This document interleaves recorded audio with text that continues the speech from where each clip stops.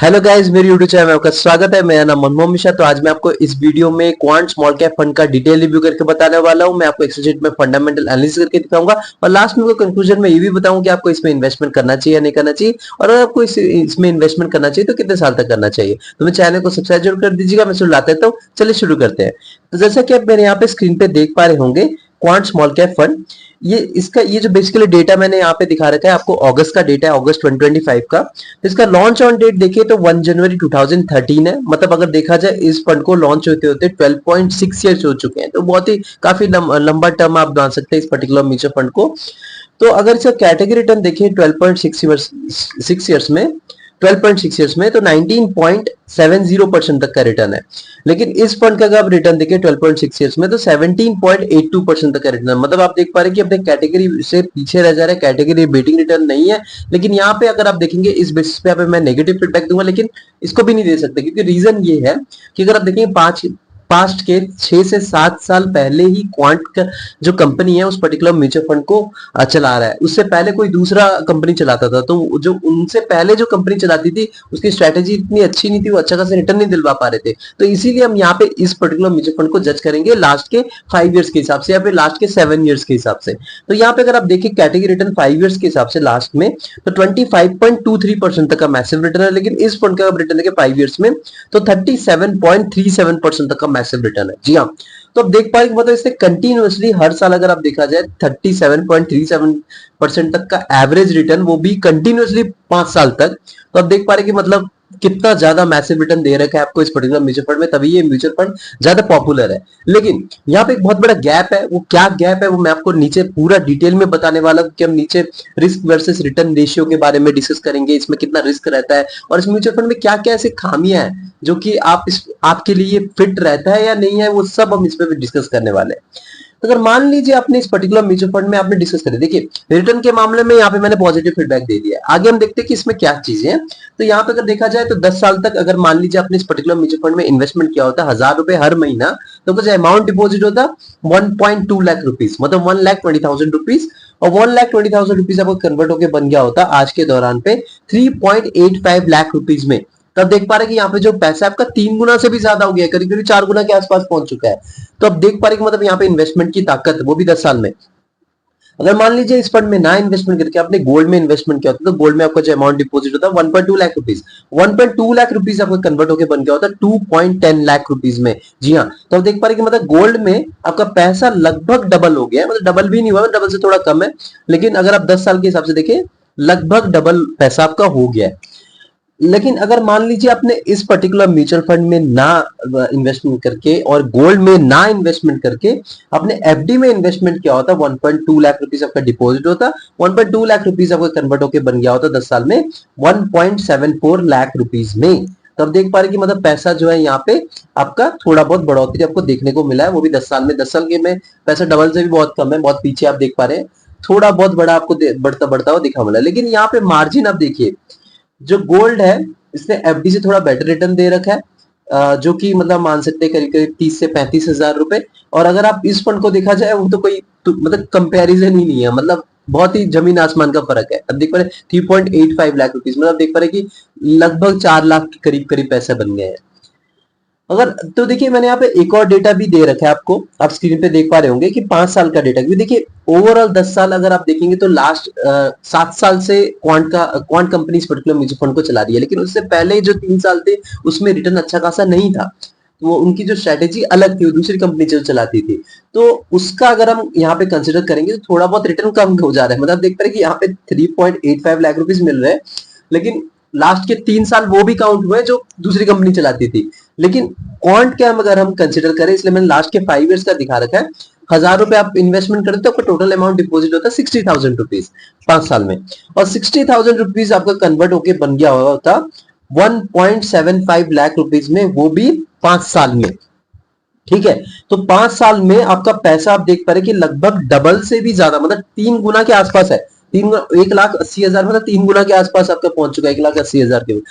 तो लगभग आप मान सकते हैं पैसा आपका 3 गुना हुआ था। लेकिन एक और यहाँ पे एक सस्पेंस वाली बात है, आप यहाँ पे देख पा रहे कि मैंने लिख रखा है अप्रोक्स 30% मतलब यहाँ पे क्रैश हुआ है। अगर आप देखेंगे लास्ट के एक साल का जो मतलब अगर मार्केट का हाल, बहुत ही मेजर मार्केट करेक्शन आया है। अगर आप देखेंगे जो लोग लास्ट के एक साल से जो इन्वेस्टमेंट कर रहे हैं, हाँ लास्ट के 2 महीने आप कैंसिल कर दीजिए, 2 महीने पहले की बात कर रहा हूँ, उससे पहले के जो एक साल है, 2 महीने से अभी थोड़ा मार्केट स्टेबल होके ऊपर आया है, लेकिन उससे पहले जो इन्होंने इन्वेस्टमेंट कर रखा है, जो इन्वेस्टमेंट कर रहा है, जो एसआईपी कर रहा है, वो मान लीजिए अगर अभी 1,000 रुपए कर रहा है तो वो देख रहा है कि 1 महीने बाद 900 रुपए के करीब हो गया, फिर उसके बाद और 1,000 रुपए कर रहा है तो वहां से भी 4-5% नीचे गिर गया मार्केट, फिर वहां से और 1,000 रुपए नेक्स्ट महीने करा, तो बहुत ही मतलब यहाँ पे मार्केट बहुत नीचे गिरा था। तो यहाँ पे जब मार्केट ओवरऑल गिरा था, मतलब करीब मान सकते 10 से 15% के अप्रॉक्स में आपको बोल सकता हूँ, लेकिन वो भी डिपेंड वेरी करता है mutual fund to mutual fund. लेकिन इस पर्टिकुलर म्यूचुअल फंड में बहुत ही मेजर क्रैश देखने को मिला था। मैंने यहाँ पे अप्रोक्स 30% लिख रखा है, लेकिन मैं आपको बता रहा हूँ 40% तक भी आप कंसिडर कर सकते हैं, क्योंकि देखिए ये एक अप्रोक्स डेटा दे रखा है, ये एक प्रॉपर डेटा नहीं है कि मतलब हाँ 30% ही हो रखा है, ऐसा नहीं है, मैंने एक अप्रोक्स। तो अगर मान लीजिए अगर आप इसका एक साल पहले आप डेटा देख रहे होते तो ये 1.75 लाख रुपीज नहीं दे रहा होता, ये आपको 2.1 या 2.2 लाख रुपीज में, अगर आप पुराना मेरा अगर आप रिव्यू देखेंगे क्वांट स्मॉल कैप फंड का, तो तब आपको देखने को मिलेगा कि मतलब यहाँ पे 30,000 या 40,000 रुपीज का डिफरेंस देखने को मिलेगा। तो आप देख पा रहे कितना बड़ा मेजर क्रैश देखने को मिला है, वो भी विद इन 1 ईयर में। तो इसीलिए इस पर्टिकुलर म्यूचुअल फंड में थोड़ा बहुत रिस्क है, वो कैसा है वो अभी नीचे हम डिस्कस करेंगे रिस्क वर्सेस रिटर्न रेशियो में। तो कैसा मैं आपको यहाँ पे दिखाता हूँ, देखिए जो रिटर्न वर्सेस कैटेगरी यहाँ पे है, तो यहाँ पे आपको दिख रहा है कि हाई, मतलब कैटेगरी कंपैरिजन में हाई है, डेफिनेटली यहाँ पे हाई है। अगर आप 5 साल का मैंने यहाँ पे जो कंपेयर करके आपको बता रखा है, आप देख पा रहे हैं जो स्क्रीन पे, तो कैटेगरी को करीब करीब आप देख पा रहे हैं कि बहुत ही बड़े मार्जिन, मतलब आप देख पा रहे हैं कि 12% या 13% के मार्जिन, वो बहुत बड़ा मार्जिन होता है, वो भी 5 साल के गैप में। तो इतने बड़े मार्जिन से बीट कर पा रहे हैं, तो इसके कंपैरिजन में हाई है। और यहाँ पे रिस्क वर्सेस कैटेगरी की बात करें तो रिस्क एवरेज है। वो कैसे है मैं भी अब यहाँ पे आपको बताना चाहता हूँ। देखिए रिस्क एंड रिटर्न रेशियो यहाँ पे लास्ट के 3 साल का मैंने निकाल रखा है। तो जो बीटा है ना, इसका आप देख पा रहे कि जो बीटा होता है उसका मतलब क्या होता है मैं आपको बताता हूँ। बीटा बेसिकली आपको होता है volatility with respect to its benchmark. इसके बेंचमार्क के कंपैरिजन में ये पर्टिकुलर म्यूचुअल फंड कितना वॉलेटाइल है। तो यहाँ पे अगर ये 1 से नीचे हो तो ठीक ठाक माना जाता है, लेकिन हाँ ये मत सोचिए कि 1 से नीचे तो आपको यहाँ पे वॉलेटिलिटी देखने को नहीं मिलेगी, यहाँ पे सुपर वॉलेटिलिटी देखने को मिलेगी। यहाँ पे छोटी कंपनीज में ज्यादा इन्वेस्टमेंट है, वो अभी यहाँ पे सब चीजें मैं आपको बताने वाला हूँ। तो यहाँ पे देखिए 0.92 है और कैटेगरी का 0.83 है। तो अब देख पा रहे कि मतलब यहाँ पे बीटा जो है वो आपका करीब करीब मतलब कैटेगरी से बहुत ज्यादा है, मतलब मान उसका 0.83 है, 0.92 है, मतलब यहाँ पे आपको वॉलेटिलिटी अपने कैटेगरी के मुकाबले बहुत ज्यादा देखने को मिलेगी। और यहाँ पे स्टैंडर्ड डिविएशन की बात करें तो स्टैंडर्ड डिविएशन क्या होता है, देखिए आपका मान लीजिए कि एवरेज रिटर्न मिलता है, मतलब मान लीजिए इस पर्टिकुलर म्यूचुअल फंड का एक एवरेज रिटर्न है 10%, ठीक है, उससे आप इतना प्लस कर दीजिए, मतलब स्टैंडर्ड डिविएशन प्लस कर दीजिए, उससे इतना माइनस कर दीजिए, एक रेंज बन गया। मतलब मान लीजिए 10% है प्लस आपने यहाँ पे 15.65% इस फंड का जो स्टैंडर्ड डिविएशन है, तो कर दिया कितना हुआ, तो 10 प्लस 15.6.5 आपका हुआ 25% के करीब, 25.65%, ठीक है ना। 10% से माइनस कर दीजिए 15.65, तो यहाँ पे आपका -5% के करीब हो गया। तो -5% से लेकर आपका 25.65% के बीच के रेंज में ही आपको हर साल रिटर्न मिलने के चांसेस रहते हैं। तो ये होता है स्टैंडर्ड डिविएशन। तो स्टैंडर्ड डिविएशन अगर जितना कम हो उससे अच्छा खासा मान लगता है, क्योंकि देखिए अगर स्टैंडर्ड डिविएशन आपका 5 होगा या 6 होगा या 7 होगा, तो आपको क्या होता है कि आपका जो एवरेज रिटर्न होगा ना, एवरेज रिटर्न से सिर्फ 5 प्लस कर दीजिए, 5 माइनस कर दीजिए, तो आपको तब भी पॉजिटिव रिटर्न आएगा। तो इसीलिए यहाँ पे स्टैंडर्ड डिविएशन कम होता है, तो वॉलेटिलिटी आपको कम देखने को मिलती है। तो यहाँ पे अगर देखा जाए तो standard deviation particular mutual fund का 15.65 है और कैटेगरी देखा जाए 13.69 है, मतलब यहाँ पे भी आपको देखा जाए नेगेटिव फीडबैक रहेगा, बहुत ही ज्यादा वॉलेटिलिटी आपको देखने को मिल रही है। तो यहाँ पे मैं आपको एक चीज बता देता हूँ कि देखिए हमें वॉलेटिलिटी देखने को क्यों मिल रही है, यहाँ पे रीजन क्या है कि इतनी मैसिव वॉलेटिलिटी आपको देखने को मिल रही है और यहाँ पे मैसिव रिटर्न भी मिल रहा है, क्यों है, रीजन क्या है। लेकिन एक साल से बहुत ही नीचे गया मार्केट, क्योंकि मेरे को पुराने अगर आप वीडियो देखेंगे मेरे को बहुत गालियां मिली थी कि मतलब क्यों आप क्वांट स्मॉल कैप फंड के बारे में सजेशन नहीं देते। मैं रीजन इसलिए नहीं देता क्योंकि आप लास्ट के एक साल में देखेंगे रिटर्न आपको देखने को पता चल गया होगा, जिन्होंने इन्वेस्टमेंट किया होगा कि कितना मार्केट यहाँ पे नीचे गया। लेकिन हाँ 1-2 महीने से भी थोड़ी बहुत स्टेबिलिटी आ रही है मार्केट में। तो मैं आपको एक चीज बता दूं, क्वांट स्मॉल कैप फंड जो है ना, ये क्वांटिटेटिव अप्रोच को फॉलो करता है। क्वांटिटेटिव अप्रोच क्या होता है, क्वांटिटेटिव अप्रोच कहते हैं जो डेटा साइंस पाइथन से आप मानते हैं, जो मशीन लर्निंग हो गया या फिर आर्टिफिशियल इंटेलिजेंस हो गया, उसके थ्रू से ये डेटा से प्रेडिक्ट करते हैं कि कौन से ऐसी छोटी कंपनी में इन्वेस्टमेंट करे कि लॉन्ग टर्म में एक अच्छा खासा रिटर्न मिल जाए। तो यहाँ पे एक बहुत बड़ा नेगेटिव चीज है, क्योंकि आप यहाँ पे कोई फंडामेंटल एनालिसिस नहीं कर रहे हैं, यहाँ पे आपका क्या है, क्वांटिटेटिव अप्रोच फॉलो कर रहे हैं। तो यहाँ पे ज्यादातर जो फंड मैनेजर, जो एक्सपीरियंस फंड मैनेजर, उनका दिमाग ज्यादा यहाँ पे नहीं खर्च हो रहा है, तो यहाँ पे एक थोड़ा बहुत प्रॉब्लम देखने को मिल रहा है। लेकिन हाँ, ये अप्रोच चेंज होता रहता है। आप तुम सोचिए कि ये अप्रोच को फॉलो किया जाता है, मैंने ये बोल दिया और आपने मान लिया, उसके बावजूद भी थोड़ा बहुत फंडामेंटल एनालिसिस करते हैं क्योंकि फंड मैनेजर्स हैं इसमें, लेकिन इनका जो अप्रोच ज्यादातर यही फॉलो किया जाता है। तो इस चक्कर में क्या होता है कि आपको शॉर्ट टर्म में बहुत ज्यादा वॉलेटिलिटी देखने को मिलती है, और यहाँ पे आपको मैसिव रिटर्न मिलने के चांसेस भी रहते हैं। और यहाँ पे जब आपका मार्केट नीचे भी जाता है ना, तो बड़ी तेजी से नीचे जाता है। तो ये जो चीजें हैं यहाँ पे आपको फेस करने को मिलती है। और मैं आपको एक चीज बता दूं, अगर आपको ये सब चीजें कंफ्यूजन रहती है, आपको मतलब सोच रहे कि यार मैं कैसे इस चीजें जानूं, मतलब एज ए बिगिनर मुझे बहुत कंफ्यूजन हो रह रहा है, ये बीटा स्टैंडर्ड डेविएशन, उसके बाद आप ये क्वालिटेटिव अप्रोच और ये सब चीजें जो मतलब अल्फा बी रहता है और भी कई चीजें होती है। अगर आप इसमें कंफ्यूजन है तो आप मेरी एक बुक है, उसमें वो बेसिकली बिगिनर फ्रेंडली बुक है, आप अभी यहाँ पे मेरे स्क्रीन पे देख पा रहे होंगे। तो ये बेसिकली मैंने बुक लिखी है और इसमें मैंने आपको 100 म्यूचुअल फंड के टिप्स बता रखे हैं। तो इस बुक में आपको 100 टिप्स मिल जाएंगे। तो वो 100 टिप्स में मैं जो मैंने गलतियां कर रखी है अपने एक्सपीरियंस के हिसाब से, वो गलती आप ना करें, क्योंकि एज ए बिगिनर आप लोग भी गलती करते हैं, क्योंकि मैंने भी गलती करी है, तो आप लोग डेफिनेटली करेंगे क्योंकि आप नए नए बंदे। तो मैं नहीं चाहता कि आप वो गलतियां करें। तो आपको यहाँ पे 100 टिप्स बता रखा है, और मैं आपको बता रहा हूँ ये जो टिप्स बता रखा है ये बेसिकली मेरे लाइफ एक्सपीरियंस पे है। तो आप ये मत सोचिए कि मैंने कोई एडवाइस दे रखा है, मैंने उसमें ऑलरेडी मेंशन कर रखा है। तो आप वो परचेज कर सकते हैं और उसके बारे में जान सकते हैं। और अगर आपको ये फॉर्मूलाज थोड़ा बहुत प्रॉब्लम कर रहा है, जैसे CAGR, बीटा और या फिर गामा, तो मैंने उसके लिए भी बुक लिख रखा है, आप स्क्रीन पे देख पा रहे होंगे, वो फॉर्मूला बुक है। तो बेसिकली फॉर्मूला बताता रहता है, मतलब इसमें मैंने आपको फॉर्मूलाज को, कैलकुलेशन को रियल लाइफ को एग्जाम्पल देके मैंने आप उसको एक्सप्लेन कर रखा है। तो आप इसको दोनों को परचेज करके आप इसमें थोड़ा बहुत जान सकते हैं चीजें और कॉन्फिडेंट रह सकते हैं। मैं इसका लिंक जो है डिस्क्रिप्शन में आपको दे रहा हूं। और आगे बढ़ते हैं तो यहाँ पे मिनिमम SIP की बात करें। देखिए, अगर मान लीजिए आपने इस पर्टिकुलर म्यूचुअल फंड में डिसीजन ले लिया कि आपको इन्वेस्टमेंट करना ही है, तो आप यहाँ पे मिनिमम SIP 1000 रुपए से स्टार्ट कर सकते हैं, जो कि एक पॉजिटिव फीडबैक रहेगा कि देखिए आजकल स्टूडेंट लोग भी इन्वेस्टमेंट कर रहे हैं, तो स्टूडेंट लोग भी 1000 रुपए से अपना इन्वेस्टमेंट स्टार्ट कर सकते हैं। तो इससे अच्छा और क्या हो सकता है। अगर मान लीजिए आप इस पर्टिकुलर म्यूचुअल फंड में वन टाइम इन्वेस्टमेंट बात कर सकते हैं, तो आप 5000 रुपए से वन टाइम इन्वेस्टमेंट भी कर सकते हैं। तो यहाँ पे मैं थोड़ा सा नेगेटिव फीडबैक दूंगा वन टाइम इन्वेस्टमेंट के मामले में। रीजन ये है क्योंकि यहाँ पे 1000 रुपए होता तो ज्यादा अच्छा रहता है, क्योंकि 5000 रुपए थोड़ा ज्यादा हो जाता है। लेकिन वन टाइम इन्वेस्टमेंट है तो यहाँ पे कुछ कह नहीं सकते कि वन टाइम मतलब एक साथ आप लमसम इन्वेस्टमेंट कर रहे हैं। तो यहाँ पे मैं एक तरीके से एवरेज सा फीडबैक दूंगा इन टर्म्स ऑफ लमसम। और लॉक इन पीरियड की बात करें तो यहाँ पे कोई भी लॉक इन पीरियड नहीं है, कभी भी यहाँ पे आपने इन्वेस्टमेंट किया और कभी यहां से आपने एग्जिट मार लिया। अगर मैं एम साइज की बात करते तो एम का फुल फॉर्म होता है एसेट अंडर मैनेजमेंट। इस पर्टिकुलर म्यूचुअल फंड में कितना पैसा इन्वेस्टेड है, तो इससे पता चला। देखिए, अगर आप बहुत लोग इस पर्टिकुलर म्यूचुअल फंड में इन्वेस्टमेंट कर रहे हैं तभी इसका एम साइज ज्यादा होता है।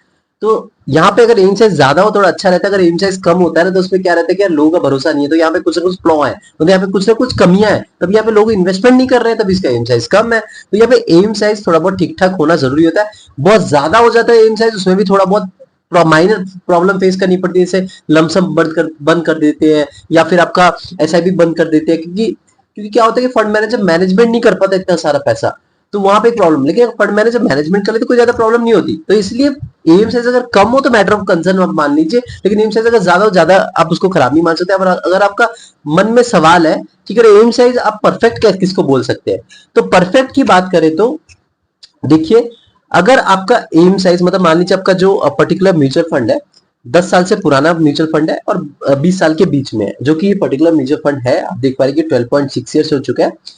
तो उसमें अगर एम साइज अगर मैं बताऊं तो 10,000 करोड़ रुपीस से लेकर 30,000 करोड़ रुपीस के बीच में एक परफेक्ट एम साइज माना जाता है, क्योंकि मतलब मैनेजमेंट में कोई दिक्कत नहीं होगी। परफेक्ट तो इसमें कुछ भी नहीं होता है, क्योंकि ऐसा भी होता है ना कि मतलब अगर एम साइज आपका 60,000 70,000 करोड़ रुपीस तक पहुंच गया है और वहां पे फंड मैनेजर अच्छा खासा मैनेजमेंट कर लेते, तो यहाँ पे बुरा क्या है, फिर कोई प्रॉब्लम नहीं है, वहां पे लोगों का भरोसा भी है, एम साइज भी ज्यादा है, तो कोई प्रॉब्लम नहीं है। तो ऐसा कुछ नहीं होता। लेकिन मैं आपको एक जस्ट सजेशन देता हूँ as an in terms of my experience, मैं आपको जस्ट एक चीज बता रहा हूँ फॉर एजुकेशनल पर्पज, ये आप सजेशन भी मत सोचिए।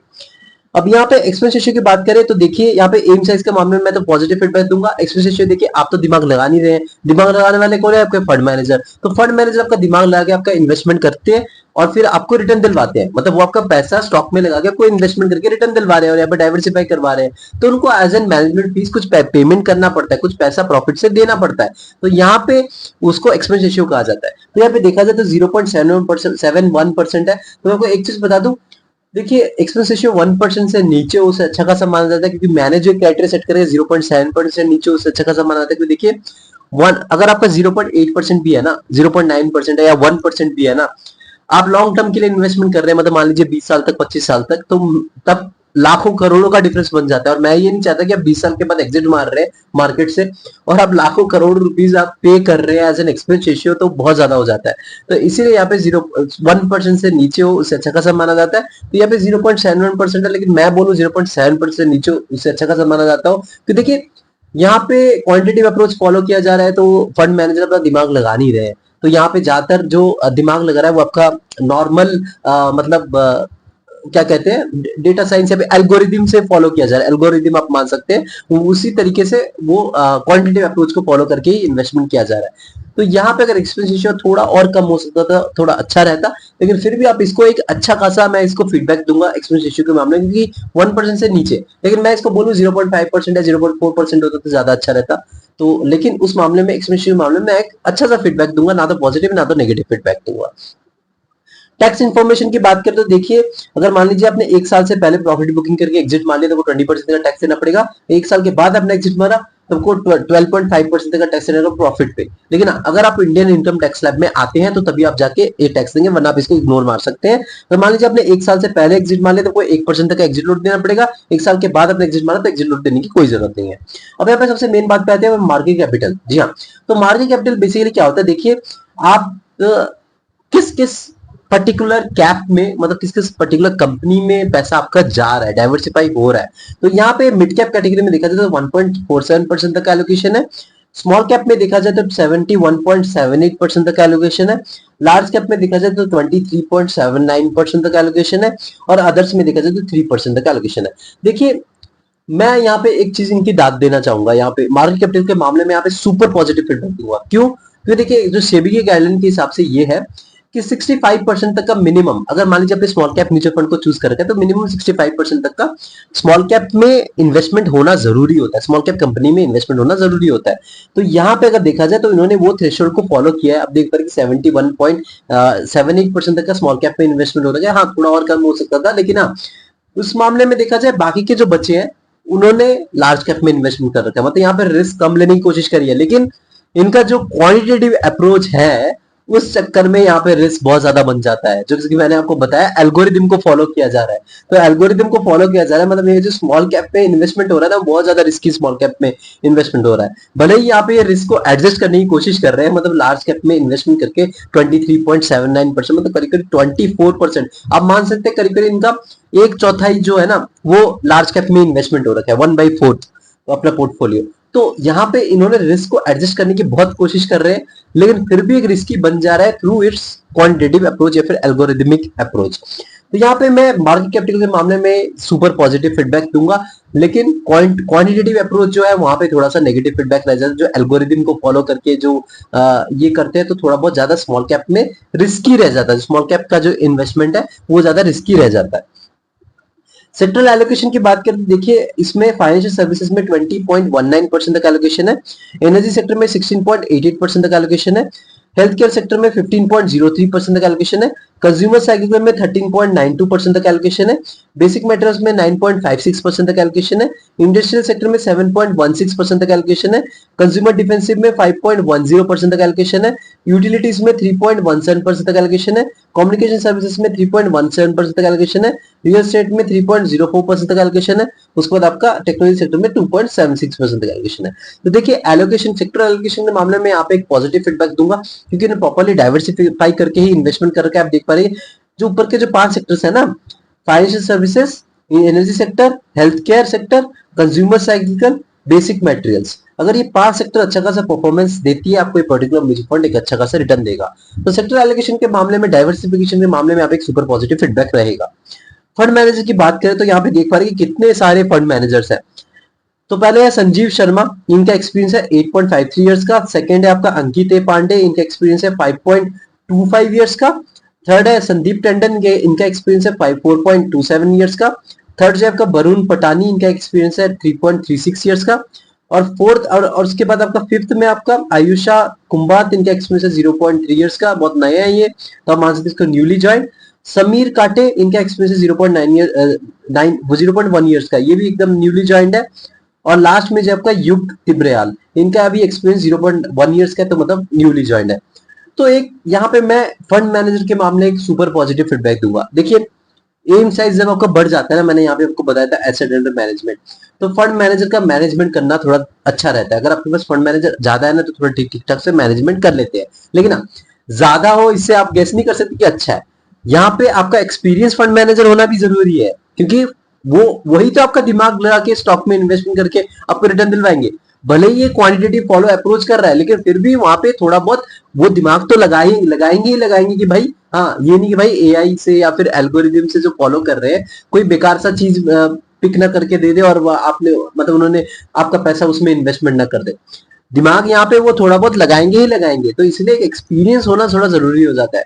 तो उस मामले में यहाँ पे सुपर पॉजिटिव फीडबैक रहेगा, क्योंकि देखिए जैसे संजीव शर्मा है आपके 8.53 इयर्स के एक्सपीरियंस, अंकित ए पांडे है या फिर संदीप टंडन है या फिर वरुण पटानी है, इनका एक्सपीरियंस ठीक ठाक है, 3 साल 5 साल 8 साल आप देख पा रहे हैं। तो आप इनके बारे में रिसर्च कर सकते हैं, इनकी हिस्ट्री ट्रैक कर सकते हैं, इन्होंने पास में कैसे रिटर्न दिलवा रखे हैं, इनकी स्ट्रैटेजी क्या रहती है, तो आप इससे भी कॉन्फिडेंट रहेंगे कि हाँ इनका पास अच्छा खासा है, तो ये भी अभी जो फ्यूचर है वो भी अच्छा खासा रिटर्न दिलवा सकते हैं, क्योंकि इनकी जो स्ट्रैटेजी रहती है वो एकदम अच्छी रहती है। आप भी कॉन्फिडेंट रहेंगे जब आप इनके बारे में रिसर्च करेंगे। तभी फंड मैनेजर के मामले में यहाँ पे क्वांटिटी के मामले में भी अच्छा है और क्वालिटी के मामले में भी अच्छा है, तो यहाँ पे एक पॉजिटिव फीडबैक रहेगा। अब रेटिंग की बात करते हैं, इसको 4/5 रेटिंग मिल रखी है।